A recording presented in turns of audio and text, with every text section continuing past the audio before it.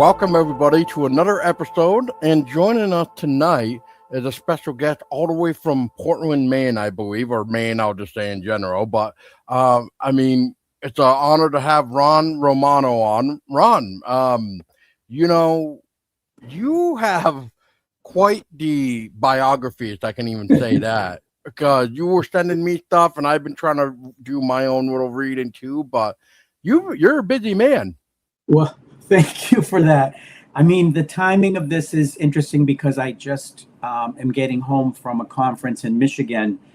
There's a national organization called the Association for Gravestone Studies, which is the preeminent organization in the country for the study of old cemeteries and grave markers. And I've been with, part of that group for 15 years or something. And every year we go to a different place in the United States for our annual conference, which is a week-long, we call it summer camp. We call it cemetery camp because everybody feels like they're in summer camp, but it's cemetery camp. And people come from all over to participate. And I actually was given the Lifetime Achievement Award this year. It's named after a woman who was one of the original people who studied old grave markers. Her name was Harriet Merrifield Forbes. And so their organization has what we call the Forbes Award, which is a Lifetime Achievement Award that's given once per year at the conference. And I was honored with the Forbes Award this year. So it's kind of a nice cherry on top or feather in my cap or whatever you want to call it. But really, it was a thrill to be recognized by all these people for the work that I do, which is what I love to do. So, it was great. It sounds like it. Yeah. Thank you for that. No problem. So I guess real quick, Ron, since it's your first time chatting with myself, define, how did you even get into this? What made your curiosity tick to make you say, this is what I want to do? Yeah. So briefly, my story is that I was fortunate to be able to retire early. I was only 49 when I left my full-time job. And my spouse was also retired early. So we had, a lot of years where we were able to just get up every morning and figure out what we wanted to do. And one of the things that kind of fell into my lap while I was an early retiree was my mother was working on our family genealogy. I was living in Vermont then. She was living in Maine, and we were communicating by phone and email. And she didn't travel, and we traveled a lot. So she would find these records of people in our family tree and say, "Can you go find where they are?" In graveyards and stuff. And so we took trips to Switzerland and England and Nova Scotia, closer to home, and Massachusetts, and of course in Maine, to sort of track down these family members. And what happened was, when I was in Halifax, Nova Scotia, I found the grave marker for my fifth great-grandfather, who was a loyalist during the Revolutionary War. And his grave marker was in the old burying ground in Halifax, and it had this really neat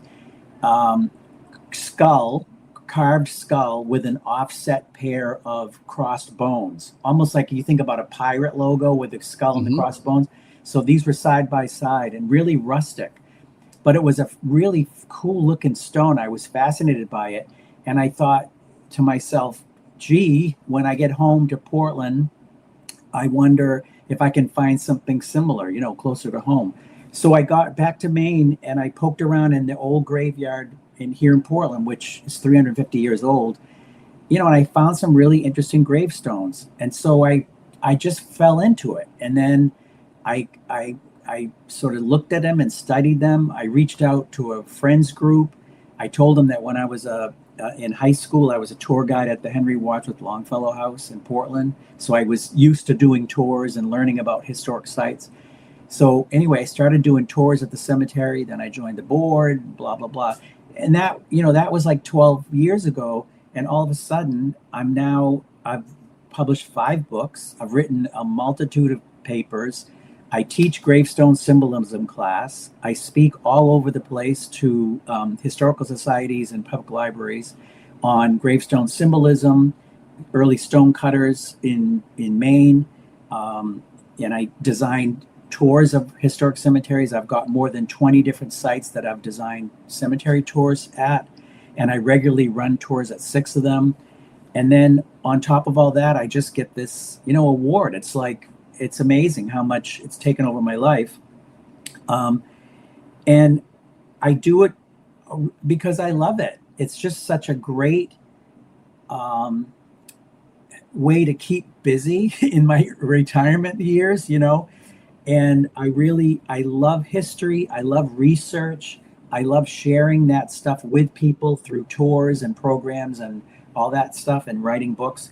So it really is, it's like I got a good gig going, Paul. I mean, I'm feeling like, I got a good retirement life going on right now. So that's really what I know. I said I was going to do it briefly, and it's taken like 45 minutes to tell you this, but that's the gig. Yeah. No, that's fine. I actually love it because honestly, I guess for the listeners, I apologize beforehand, but I just want to share this with Ron. But like with Ron, I feel like, people say I got into it because I became fascinated with the paranormal or the unknown, that stuff. When really in reality, I feel like the paranormal found me. Right. And that's what struck my interest, to be like, okay, there's something, weird going on. Yep. So, and they say once you acknowledge the unknown, it starts to show itself more. Yeah. Yeah.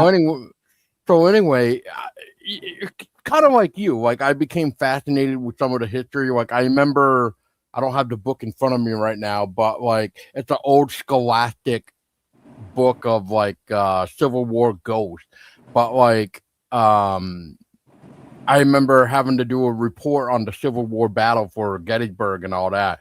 But like, I remember just being that kid trying to do the research, and still you could not see something that involved like, Civil War ghosts or Abraham Lincoln ghosts. And so it kind of fascinated in that route. Right. And then, that Civil War ghost book showed up, and there's some pictures in it with, whether it be real or fake, but from back in the day of these old black and white. It's really hard to me, it would feel like it's hard to fake something that's done on a 35 millimeter film. Yeah. You know what I mean? Yeah. Yeah. So that's my story. Yeah. Yeah. I mean, it's a good story. And, and it rings true for me too. I mean, my personality is such that, and this was the same thing when I was a working guy. I worked, 26 years in insurance stuff before I retired. My tendency is to not do anything halfway. If I get involved in something, I'm all in. And that's the way it was at work. And that's why I was successful in my career. But also that's what's going on now. I'm all into this. I really am. And I do feel like it found me as much as I found it. There's something about the fact that I'm doing this stuff and still really interested in it that's beyond me saying, oh, here's a hobby I can do. It's not a hobby. This is like it, it's like what I'm doing. So yeah, interesting how we fall into these things. It totally is. Yeah. And I think it's also because I have a weird story that may coincide with, what we're going to be talking about just a wee bit. But one of my questions, I guess, real quick is, during any of your books that you were writing or trying to research or etc., have you ever felt like that weird, what would be a good word? Almost like a calling, like one of the stones or something was calling to you to have its story be shared? Yeah. So I do have a story about that. I tend to be, when I do a tour, one of my tours in one of the cemeteries that I tour in, once in a while somebody will say, are there any ghosts here? And they want to know about, is there any supernatural going on? And I usually say to them, there may be. I'm not going to say there isn't because I'm no expert in that field. What I do is I focus on sort of the history that I can say is tangible history. And then that's what I present to people is here's what I know to be true about this site and the evolution of the site and all that. if there's other stuff going on, then I totally appreciate that. And it's, it is what it is. But here's what happened to me that kind of put the hair on the back of my neck up. My first book that I wrote was about our early stonecutter. So the first guy that was making gravestones in Portland, Maine, his name was Bartlett Adams. He showed up in 1800 in Portland. We didn't have any stonecutters making grave markers then. People had to go to Boston to get a stone if they wanted a grave marker on the grave. But this guy showed up in 1800, and he was very successful, and he's left hundreds of grave markers behind.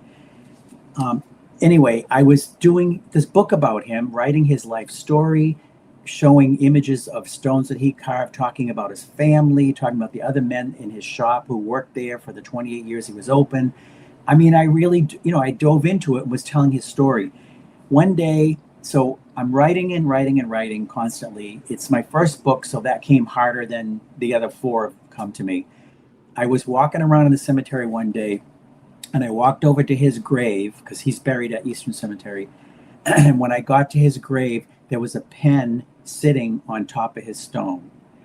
And I had never seen a pen or a pencil laying around in the cemetery before, but it was right on top of his grave marker. And I reached down and I picked it up and I said to him, Bartlett, thank you for the inspiration to continue to write. I'm going to do it.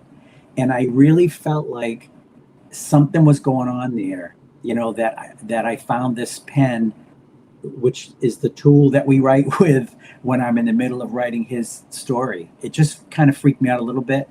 And I don't know what it's all about, but that's my story. That's awesome. Yeah. Real quick, is that this book right here, Ron? The Portland Historic Historian? No. That's the second book, but that's where he's buried. So he's buried in that cemetery with his family, and there's a bunch of stones in that cemetery. The book that I wrote just before that one is called, I'll show it to you. I got it right here. Oh, is that the early gravestones? Yeah. Early gravestones, yeah. So for the audio people, early gravestones in southern Maine. Yeah, that's it. Early gravestones in southern Maine. So that's the first one, and that's his story, yeah. In fact, in that book, Paul, I put a, let me see if I can get to it quickly. So, yeah, I put a copy of that gravestone that I found in Halifax. Oh, yeah. I mean, you can kind of see it. It's, there's the rustic skull on one side and the crossbones on the other side. So anyway, yeah. So that's that story. So since you're into the symbolisms and stuff, and so what did you find out what the skull with the crossbone, what did that even mean? Well, it's a reminder of death.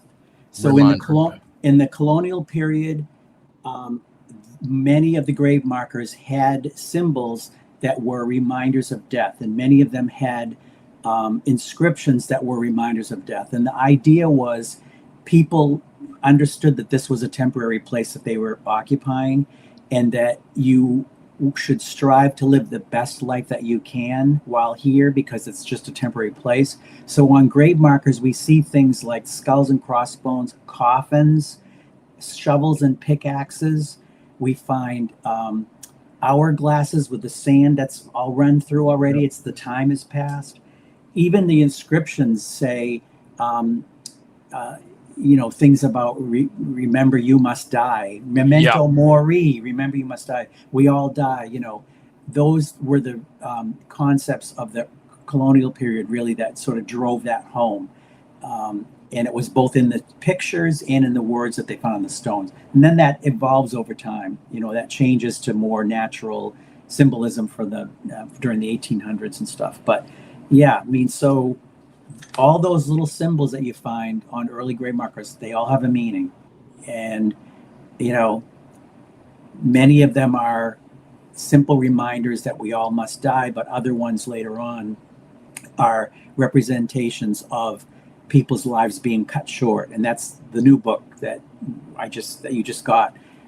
It's called Stories from Maine Cemeteries, Lives Cut Short. And the theme throughout that whole book is it's all about the symbols and the inscriptions that reflect people's lives who ended too soon, all in the 1800s.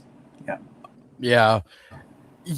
That's one that, I remember when I saw the email about, like, the July's upcoming releases through Arcadia to, request if I'm interested in any, and right away yours caught my interest already. Yeah. Cool. So I was Thanks.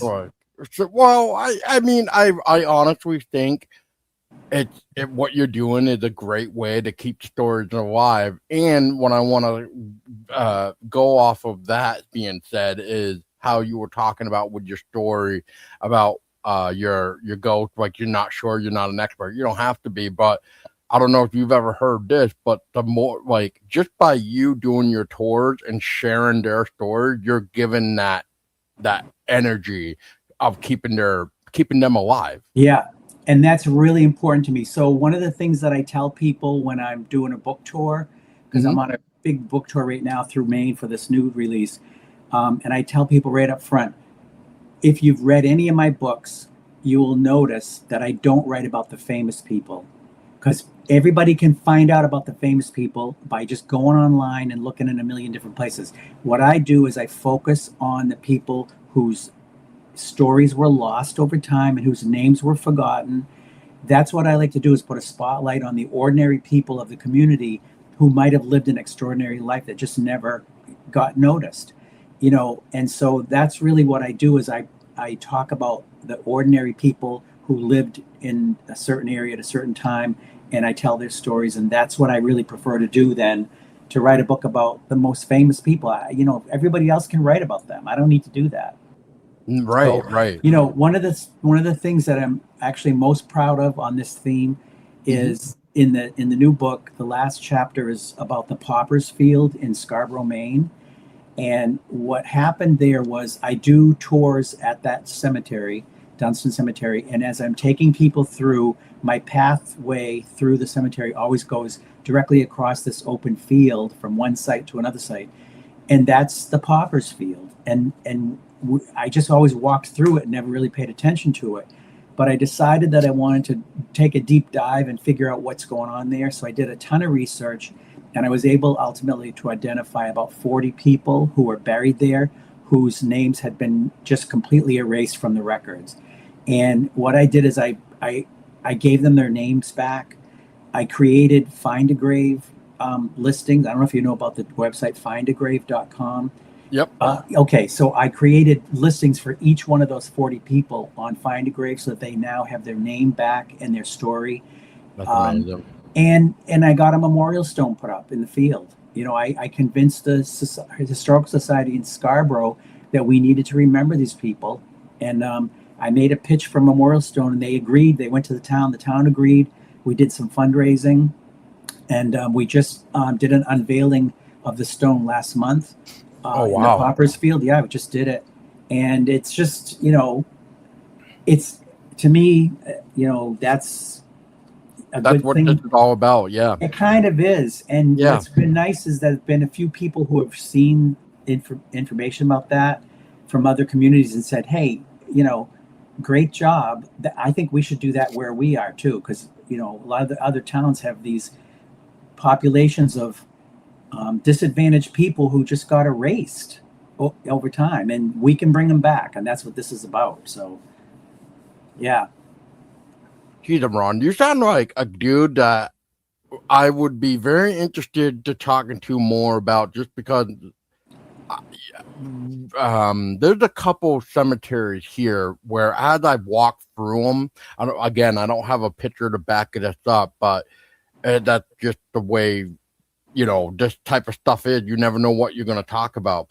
But in this case, you probably know what I mean. But as you're walking through these cemeteries, right, you see like these ordinary gravestones, or modern grave, we'll just say, like the bigger ones with the little plaque on at the bottom, whereas the older ones were more lingers. I can even say that. Like, there wasn't really much of like a, oh God, what's a good word for it? Like my God.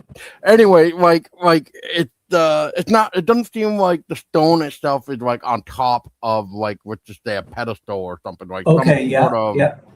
thing, Yeah. like a slab. I'll just say, Yeah. for lack of word in here. But anyway, there's some stones where it's like these people that maybe were just poor and didn't have enough, and I hate to Yeah. say that like that, Yeah. Yeah. Yeah. but it's like you walk through these cemeteries and you just happen to know there's something there, but you're like you gotta walk over to see it, but their grave, and I don't even want to call it a grave. It's like this like chunk of rock that just had Yeah. that's like Yeah. like you and I wrote on it.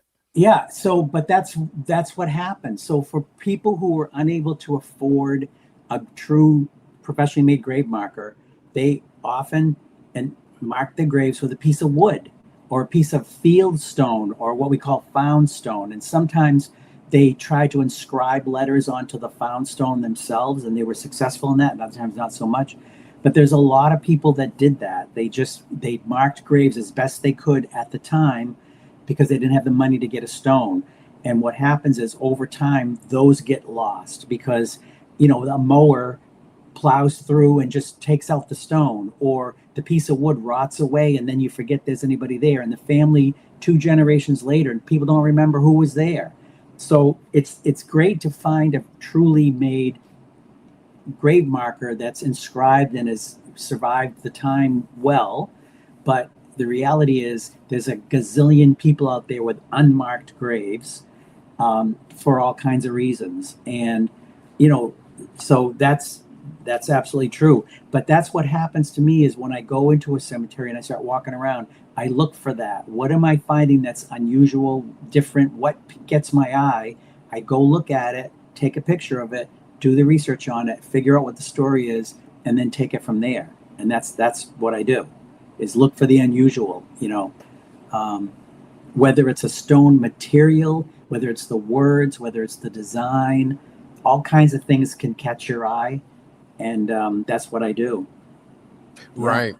Yeah, because honestly, I remember taking a picture of one time because it was like, yay big. That's Yeah. why I'm saying, yeah, I had to like personally walk up to it to realize that was supposed to be the Yeah. marker of somebody's Right. grave. Yeah. And I was just like, this is too sad. I was like, I wish there was a way, like, and this is why I'm saying it, but I'm saying like, I wish there was a way where I could figure out how I could maybe help this family to actually get a proper Yeah. grave for them. Right. Yeah. And so what I say to that is, I applaud your wanting to do that, but I love finding those old pieces of stone that are just like, homemade kind of things. That's what I love finding, is because that's the charm and the history of that site. And so we those of us who are in this business of preserving and conserving cemeteries and historic cemeteries and grave markers, what we're trying to do is make sure that those things are protected from harm and that they're not replaced. And sometimes we have to appreciate the fact that stones are eroding away and you can't read them that well anymore. But that's the reality of what this is about, and you just have to live with that and appreciate it. They get broken, they get vandalized, sites get neglected, trees fall down on them, they just erode away. All that Or they're stuff growing happens. them. Yeah. Exactly. It happens all over the place. I mean, So- you know that. Sorry to interrupt, but just one quick point. You know that cemetery that's right outside of town, just west of Rutland, that was in private hands, and then the oversight organization went out of business or something. They tried to get the city to take it over, and the city said we can't afford it. It's a huge hillside cemetery, just a little Evergreen bit west. Cemetery? It might be Evergreen. It's just west of downtown, across the railroad tracks. And So it's a big. that sounds like Evergreen Cemetery. It's a big one, right? And it's Yes. hilly. Yeah. Oh, yes. Yeah. So that fell into disrepair. They had to lock the gates for a little while because nobody could take care of it. Anyway, yeah.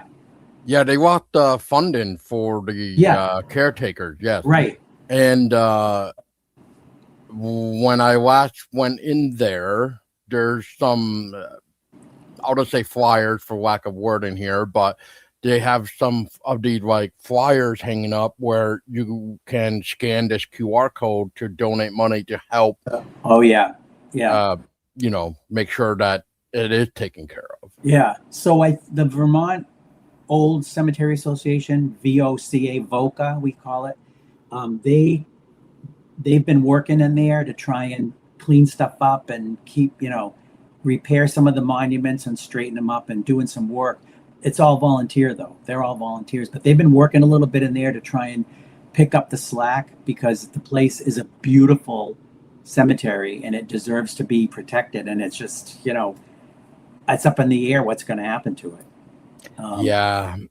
I don't even know what's going on with it because I'm trying to remember even the last thing I heard of it. But yeah, once that I remember, once I heard it was up in the air, and then there was something else. So that's why I'm wondering if that's where the whole QR code came into. It probably is. Yeah, they're looking for people to just pitch in and do stuff or give money or whatever. Yeah.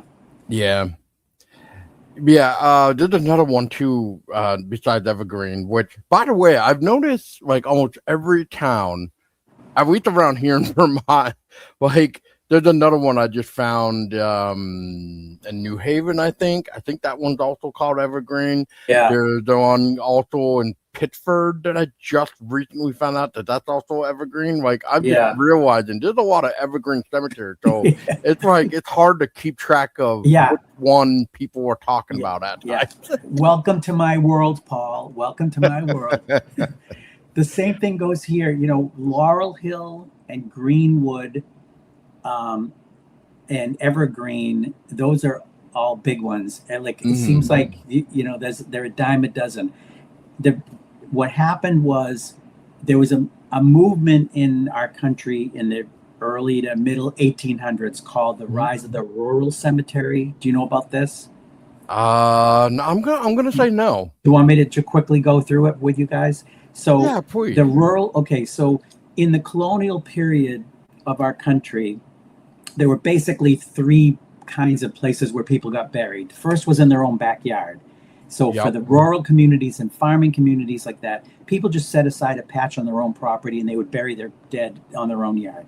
The second category is what we would call a graveyard or a churchyard. That's a patch that's associated with the church or a meeting house. And it was basically for the parishioners and the neighbors to use for burial. And then the more common public grounds would be called a burial ground. So we had graveyards, burying grounds, and private patches.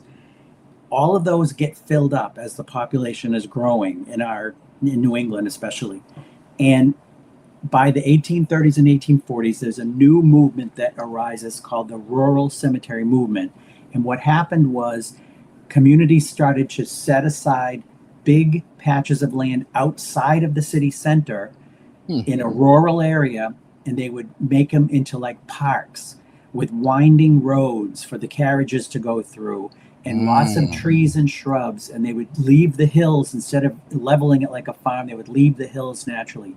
They would take advantage of ponds and rivers going through and all of that to make it a very natural area. And it encouraged visitation. So those rural cemeteries gave rise to a lot of movement. People were emptying out graves on their own property and in the city burial grounds and moving them into the rural ones. And wealthy families would buy big lots there in the rural cemeteries and decorate them with big monuments. And they sort of tried to outdo each other. So somebody puts up a big obelisk and somebody else says, I'm going to put a statue on my lot, and all of that. But what it led to was this we're left today with these beautiful landscapes like the Evergreen in Rutland, which are hilly, full of trees, beautifully decorated with monuments of all shapes and sizes. And that's really the intent of the movement. It kind of changed. Today we refer to these more as garden cemeteries instead of rural, because what happened was they were put in a rural area originally, but as the cities continue to grow around them, it's not rural. Like Evergreen in Rutland is not a rural area anymore. That's a city. So it's called a garden cemetery now. So rural and garden cemetery is the same thing. But So that makes me wonder real quick then if the one in Pittsford would be considered a garden one then. well, they're going to be huge for the most part, really big and, you know, interesting shaped lots and curved pathways and trees of different types in there and all of that. Not flat, row by row settings anymore. Those are more utilitarian burying grounds. But I don't know the one in Pittsfield or Pittsfield, you're saying? Pittsford. Pittsford, yeah. I don't know exactly which one that is, but I can look it's right. So if you look it up on Google Maps, even for people that may not know this area, I just want to share it. So if you type in, I'm trying to think of a good way to write this, like look up Pittsford Historical Society. Yeah. What are we right across the street is the cemetery. Okay. And I just recently went there because I was looking for a specific grave myself. Yeah.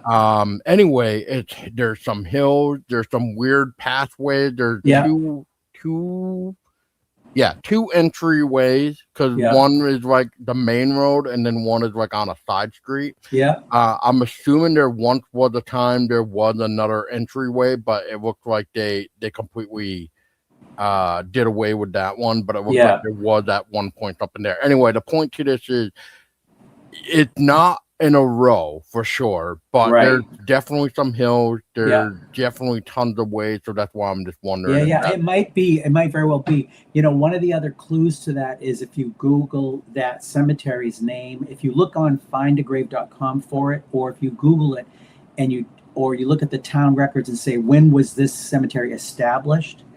If it's established like 1840s, 1850s, that time frame, 1860s, it's probably done in the model of a rural cemetery because that's when these were all arising. And the other clue is when you look at a cemetery's established date, let's say you're looking up a cemetery's establishment date, and it says the town established this in 1860. And then you go on to find a grave and you look for everybody who is listed there prior to 1860.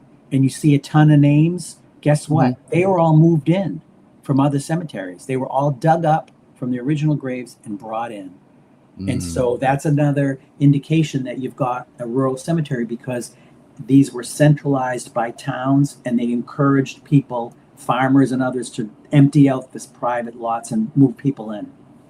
It was a huge movement, huge mass migration of bodies in the second half of the 1800s. Thousands upon thousands of people got dug up and moved into these garden cemeteries. Yeah, so I'm trying to do a little search after what you were just saying. So because of the name being Evergreen, it's right away trying to ask me if it's the Rutland one. So that one is telling me Evergreen was founded at the Pine Hill Cemetery in 1861 before the name was changed. Okay. So 1861, that's a great. So then the next thing that you would do is on Find a Grave, you'd plug that cemetery in, and then you'd search for deaths 1861 and before, and see how many you get. See how many hits you get. What one is it? Sorry, 1864. So I think you said 1861. Yeah. So if you put in so it says date died, where it says date of death, put in 1861, and then there's a little drop down, and you can say before. Oh, okay. Oh, yeah, before. Yep. Okay, and then see how many listings you get. 1861, and then before. Let's see. Search. I'm seeing. Well, this is actually Pittsford. I found a Pittsford one. So, what to say for the thing real quick, because Pittsford, I guess, now showed up for Find the Grave here. So for Pittsford, I have 183 hits for prior to 1861. Correct. Yeah. So if that was the establishment date, what it's saying to you is there's 100 and something people who were buried there before it was even established as a cemetery. So clearly they were people that were brought in later from somewhere else. Yeah, that's I mean, interesting to know that. isn't it? I mean, it's crazy how many people were moved. During pandemic, when I was sitting around the house, I did a study of Eastern Cemetery in Portland to figure out how many people had been removed, and I Hmm. and I got over 750 people were removed from Eastern Cemetery and sent elsewhere. Oh my goodness. And across town, the other cemetery on Portland Peninsula is called Western Cemetery. They their historian did the same exercise. He came up with 550 removals. So there's 12 or 1300 people on Portland alone who got dug up and removed to other cemeteries. Oh wow. Okay, so I just found the actual find a grave page for the actual evergreen one for Rutland, not Yep. Pittsburgh. Yep. So we just had what did I just say? 183 hits on that one. Yeah. So for the evergreen one here in Rutland, I have 363 before 1861. And so 1861, that was the establishment date for that cemetery? Was that what you Correct. found? Yeah. So Yep. you've got nearly 400 records of people buried there before it was even a cemetery. So that tells us people were dug up from other places and moved in after the fact. Yeah. Yeah. Huge. Yeah, It was huge. Yeah. Yeah. Well, I know from doing some of my own digging, there's some people from like the Civil War area and Yeah. probably I don't want to say original homestead, but that sounds about right because I mean Yeah. obviously Rutland would be what do they call that? Rutland was what do they call that? Like turned into a town, chartered into a town, maybe? Yeah. Yeah. Chartered. Yeah, Yeah. let me try that. I'm just curious. Rutland was chartered by what year? 1761. Yeah. Okay. Right. Yeah, so that makes sense. Yeah, because they're burying people somewhere in 1761 all over the place, right? So then they create this centralized cemetery and invite people to move bodies in, and that's what people did. All over New England, happened all over the place. Yeah. I mean, it was crazy. So the whole notion of final resting place is a crock. Yeah, I agree. You know? Yeah. But then we gotta also like to counteract what you're saying too is the whole like the way you were talking about moving. Yeah. You could also say some of the times is, and I don't know how often we could say this, but like if your area with the state for the example here is flooded, right? Yeah. I mean that flood could easily rip up the ground and then carry the deceased away, and then therefore how many bodies are now lost out of this flood. Yeah, so exactly. So which is I think the sadder part if a flood can just that. So and then it makes me wonder if the bodies aren't even at rest anymore because they're not technically where they were. So but that's a whole different question. Yeah. Right. But so Ron, you made this for the viewers too. I'll pull it up real quick. So this one was the one that you and I were talking about prior to this, besides the stories from Maine, but the curious gravestones in northern New England. Yeah. So you were talking about billboards around here between Vermont, New Hampshire, and Maine. Yep. Can you talk to us about like maybe from your research of like when did these billboards kind of become a thing and why did it become a thing? Yeah, so they became a thing around 1830 to 1840, and they were only produced until about 1880. So it was really about a 40 to 50 year period where we find them. They were only produced in New England for the most part, primarily Maine and Vermont. Interestingly, Maine's got 42 of them. Vermont's got about 30 something. New Hampshire's got 4.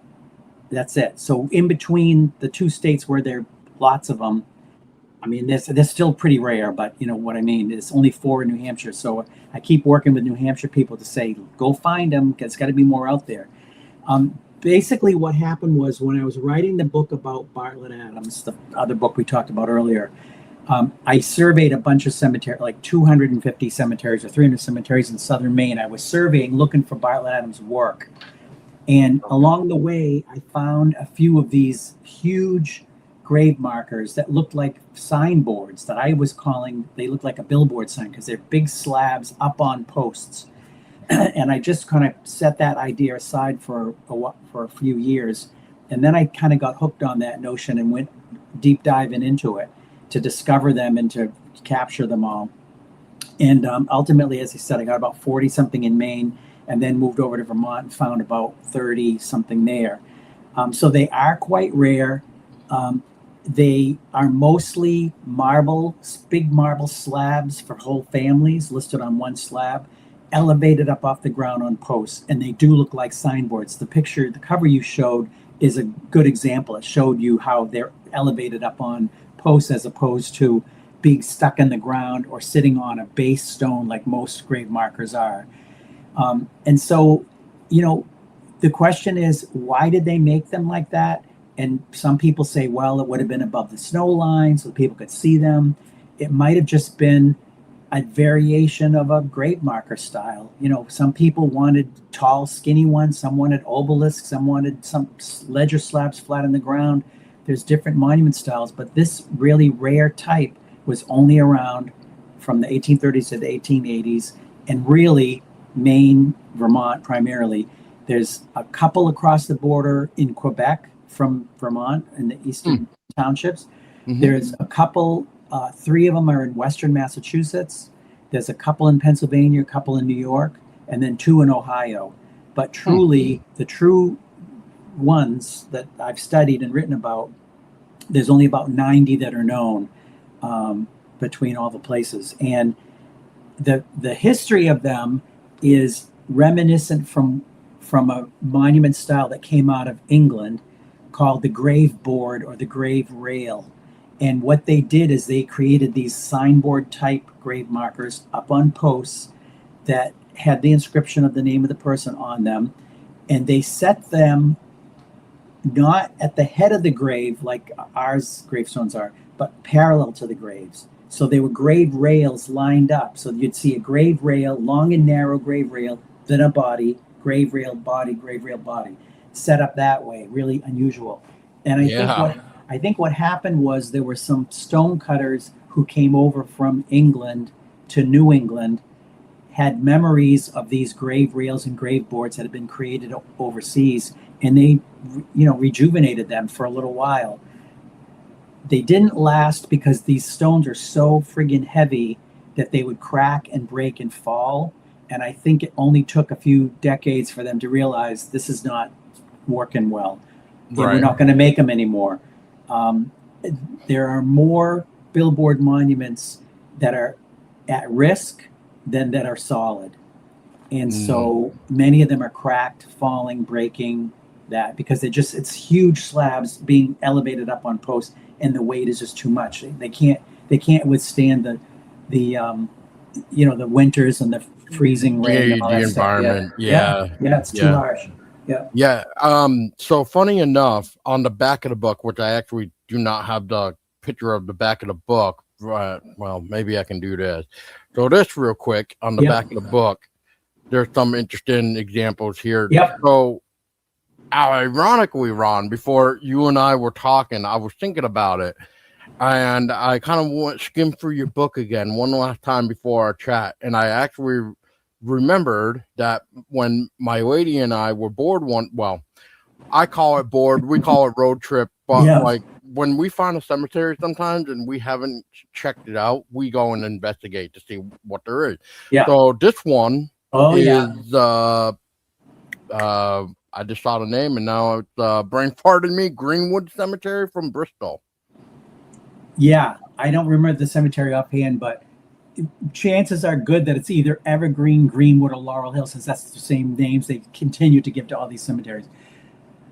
I got it right here. Greenwood Cemetery in Bristol. All right. Okay, yeah. So that's a really super crazy one, because instead of being a long, narrow panel like most of them are, This one was a smaller piece of marble that was set into a print. That's a piece of a printing press. This guy was a printer, and he wanted to use his printing press as his grave marker. So they set this into that when he died. So I put it in there because it's just crazy. Yeah. But it's really cool looking because it's basically a grave marker that's elevated up off the ground in the style of billboard, but just not long and narrow like most billboards are. Yeah. Yeah. So for the audio listener, the best way I can describe it is like, think of like some sort of, man, this is going to be really, I don't really know a good way, like an old printer for, I don't know what you would use it for. So in my case, shame on me, but all I can think of is like, think of like a big toilet seat with that's how I describe it. Okay. Yeah, that's exactly how I describe it. I feel bad when I say it like that. No, that's exactly how I describe it. When I'm talking about this stone, I say, think of a toilet seat that's been lifted up and it's inscribed on both sides because the shape of the stone is like a toilet seat. Yeah. Exactly. Yeah. Exactly. Yeah. No, that's it. That's what it is. Yeah. Oh man, I remember Tessa and I saw it, and we're just like, "What the hell?" I know, yeah. Yeah, I mean, I couldn't help. I had to put it in the book. It was just too crazy not to, you know. Right. Yeah. Yeah, and I can't say if I've ever seen anything similar to that in Vermont ever again. No, I haven't either. Yeah. And another picture that I swear I have, I just can't find it, but it's the one from what do they call that? Old Rockingham Courthouse. But there's one there. There's that billboard one there. Yeah. I don't have a picture of that one, but I have been there and have taken a picture. And that one's in the book. And that, and where I lived, I used to live in Saxon's River, which is part of Rockingham. I mean, Saxon's River is a village in Rockingham, like Bellows Falls is a village in Rockingham too. So that was right in my home territory. But I wasn't into grave markers when I lived there. So it wasn't even on my radar. And it wasn't until I left. And then somebody said, hey, do you know one of your billboard monuments is here in Rockingham? And I'm like, holy crap. I was there all this time and hadn't even paid attention to it. But yeah, so that's in that book too. So.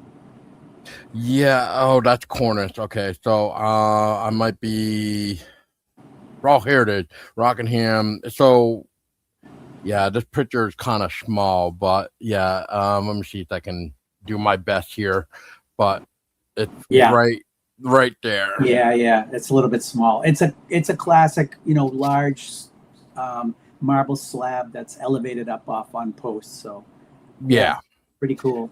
It is cool because I mean, honestly, I didn't think of anything of it until I started seeing them, and before even reaching out to you, I didn't realize there were more. I didn't know the term was called billboard. So just interesting.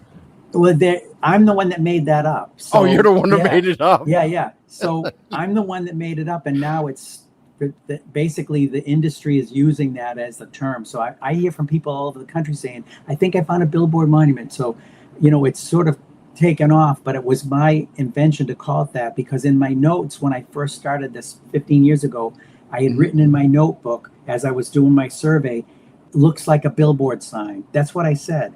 And so I stuck it in my brain. And then all of a sudden I started talking about them. And then, the book comes out and people start reading the book and talking about it. And then that's what we are calling it now. So, That's amazing though. Yeah. So I guess out of curiosity, Ron, just to maybe settle down from the Vermont side of things for a minute. But I guess out of the books that you've done, maybe even the Northern New England one here, for an example, was there any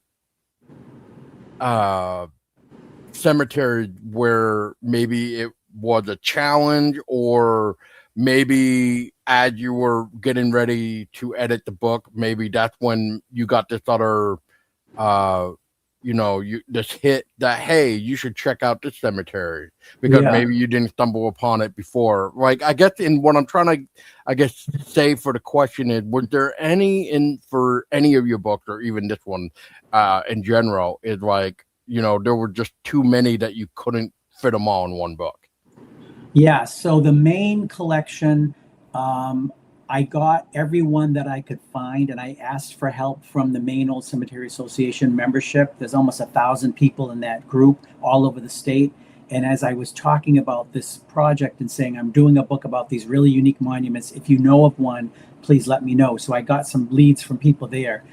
And then I did the same thing in Vermont. I went out and I spoke to the Vermont people and said, I'm going to do a follow-up book because I've got enough here to do it. For Vermont and a few extras in Maine.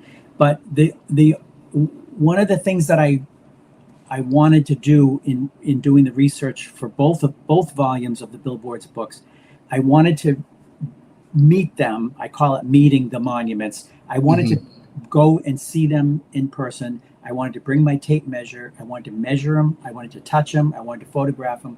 I wanted to meet every single one of them so that I knew what I was going to write about them when I wrote, because I would do the research on who are they memorializing, what's the family story, and all that. And it worked fine, all except for one case. There was one monument that somebody sent me a picture of up in upstate Maine, 2-3 hour drive from my home in Portland. And the woman said, here's one. It's kind of in a wooded area, but here's a picture of it. And I said, yeah, that's definitely a billboard. I want to go do it. So we took a drive up 3 hours or 2.5 hours from home. Could not find it for the life of me.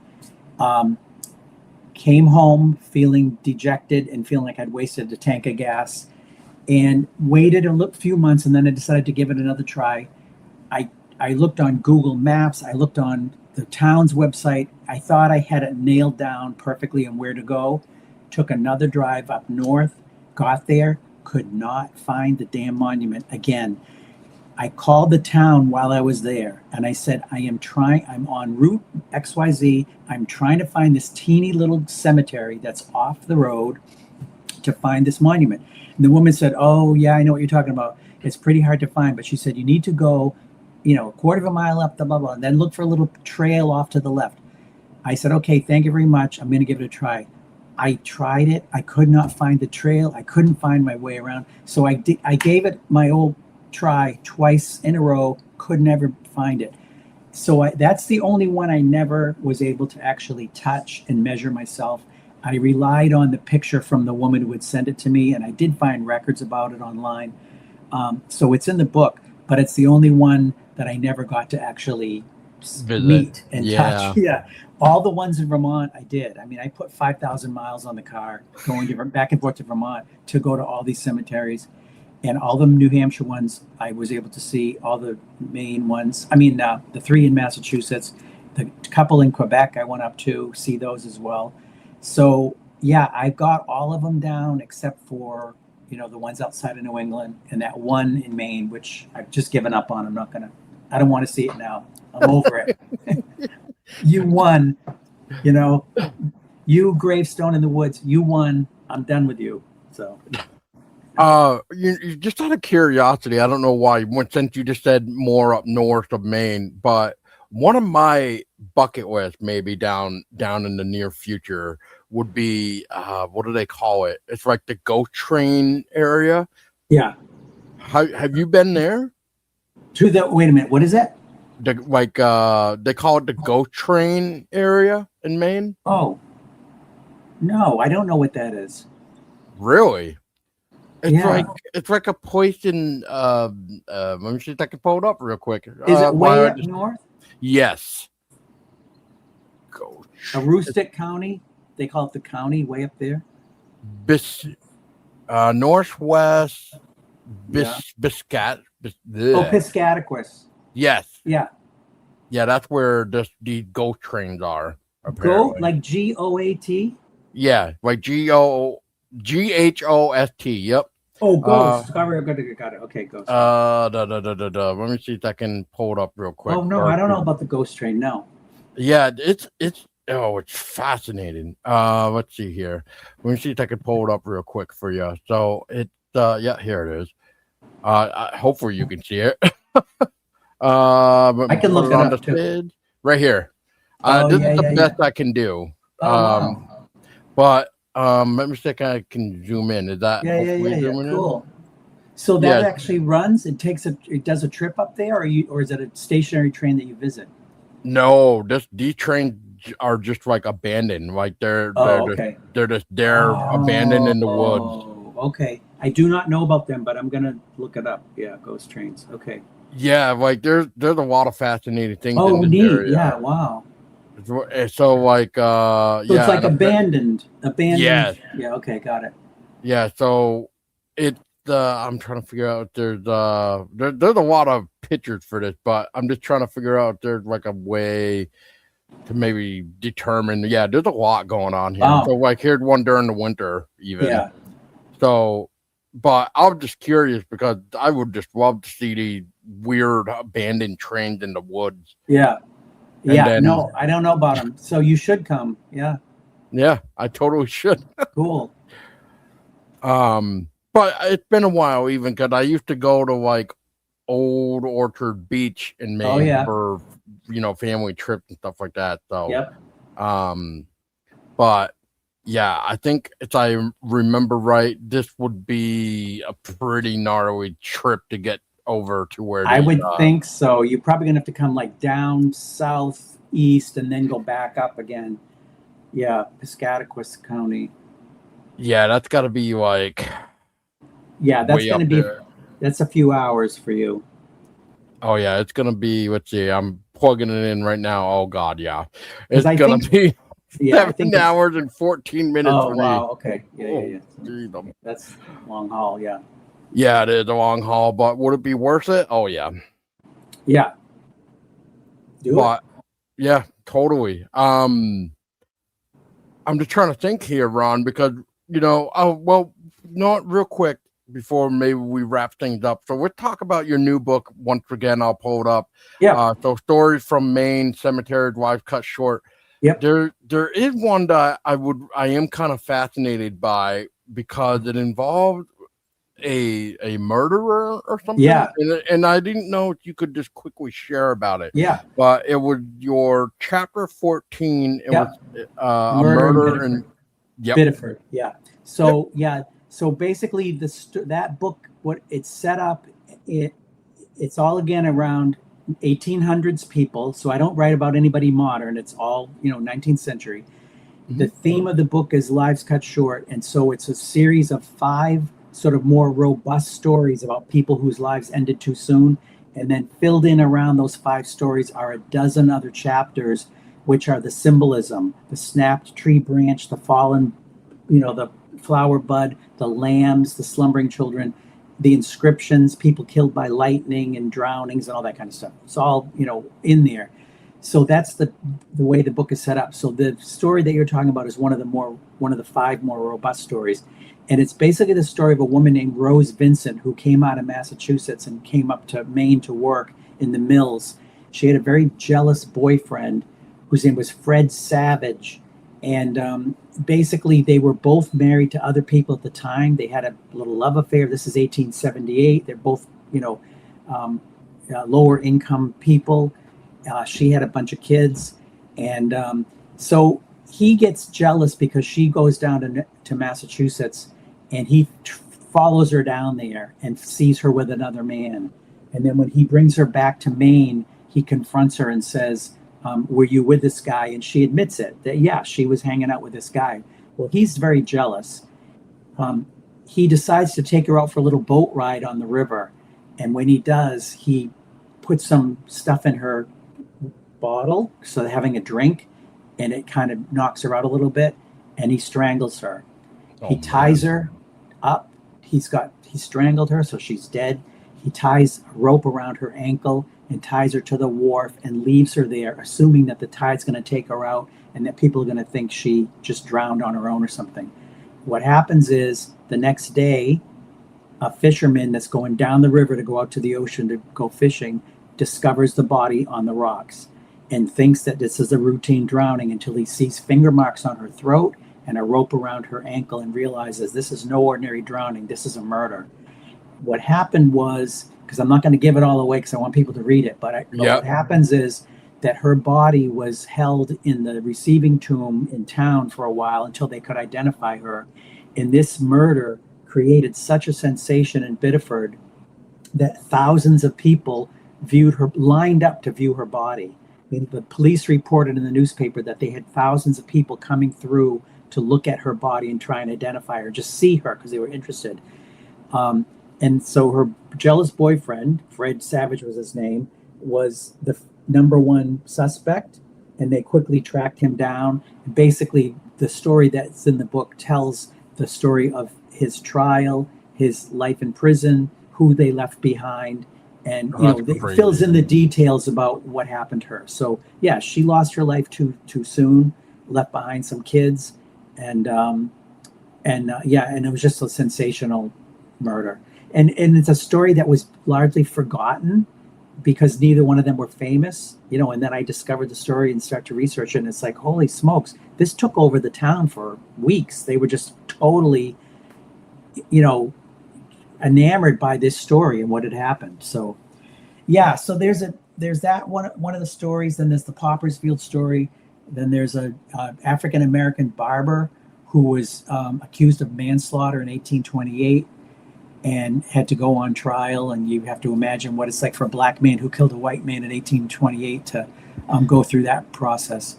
And then there's a woman from South Portland who held secrets from her family for 100 years. So there's a bunch of kind of interesting stories in there.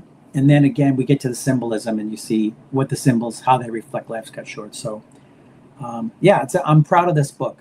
I'm really, I'm happy how it came out, and people seem to be really responding well to it when I do my book events. So yeah. Yeah, I would say so. Like right away, even just from kind of just a little bit of skimming through it when I could before some hectic things came up. But I've noticed in the amount of differences between your new book to even the Curious Gravestones. I would notice it seems like, I don't know if I want to say it like this, but I think it fits. It's like you expanded on it. If I can say that. Yeah. But, I mean, the two Billboards books are so kind of focused on a monument style, and so you got to kind of be interested in that monument style to want to read the story of the people there, because it's, that's kind of the focus of that book. Mm-hmm. This new one has a much broader appeal, because who isn't interested in learning about a shipwreck and a murder and a pauper's grave and, a guy convicted of murder and a woman who held secrets from her family and all that stuff. They're interesting stories, and so people want to read them. So, I mean, it does have broader appeal, I think, and that's why people seem to be responding to it, which is great. I'm happy about it. Which goes back to my comment before, which is like what you're doing is keeping the stories alive, which is again given the thing entity the energy to keeping it alive, keeping them alive. Real quick, I can think of an interesting story. I don't know the how it really ends, but I just know enough to basically just say, back in the day, probably 19th century, this lady was pregnant, very young, like 14, 15 maybe, and she went to go get an abortion from this guy. This guy ends up, they say, accidentally killing her, but like he freaked out so bad that he tried to run, and he did get a ticket for the Amtrak here in Rutland, and he was caught there. So the end game, as far as I'm aware, was he was tried, but he ended up getting a plea deal, and I don't know what happened after that. Yeah. Well, and that's what we're after, looking for these interesting stories that, you might get a snippet from the news that tells you a little bit about it, and then you dive into it. And then what I do is I go find their grave marker or look at the cemetery where they're at and put it all together in the form of a story. I put the story together by looking at where they buried, what's the stone look like, and what's the story behind it. What's really cool is when their grave marker actually tells the story by saying killed by lightning or drowned, in the river, or whatever happened. That kind of stuff is just amazing. You don't see that much anymore like that. No, not anymore.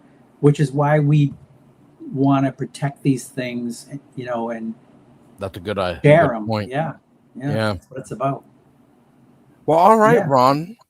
Well, is there anything that I did not give you a chance that you would like to share? Maybe like a favorite story, like a different favorite story out of your new one, real quick, as a teaser.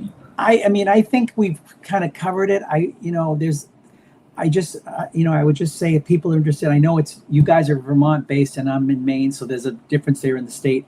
But some of these stories, it doesn't matter where they actually occurred. They're really interesting stories. So if people are interested, and I hope they want to pick the book up, and you can refer people to me and I can help them get a book autographed if they want, or they can get it online at Amazon, or, there's different ways to get it. But they're being sold locally in bookstores here in Maine, of course, because it's a Maine-based book. But I've got a supply here, and I'm doing a huge book tour through Maine from now through early November, and meeting a lot of people and having fun doing that. So yeah, I can help people out if they want to pick up a copy.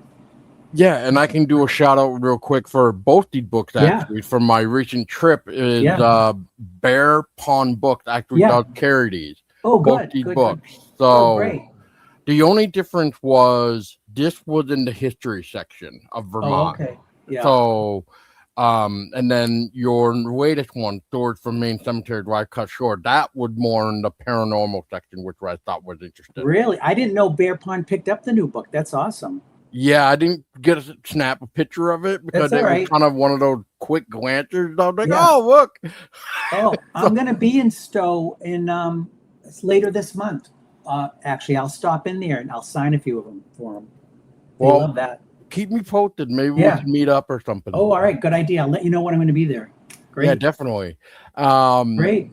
Yeah. And I guess I know most people sometimes, Ron, have like a website. Do you have a website or anything? I don't. I should. I keep on, every time I write a new book, I'm like, I get a website. I shouldn't. I have a Facebook page, but that's the best I can do at this point. I don't, I don't have a website. So nope, it's all good. Yeah. So. Yeah. All right, man. Well, thanks. If people are interested, I'll definitely send them your way. Send them my way. That's fine. And I appreciate the time, Paul. This is great to talk with you in person. Yeah. As much a person as I can say, Ron, until we can actually shake hands. How's that? Yeah, that sounds good. Great. All right. Thanks a lot. You're welcome. For everybody listening, if you got this far, you know what to do. Just, let us know. Have you found any of these things, whether it be inside the Green Mountain State or outside the Green Mountain? We would like to hear from you, and keep stories alive, because you just never know when life will eventually just get cut short. Right. Good one. Thanks.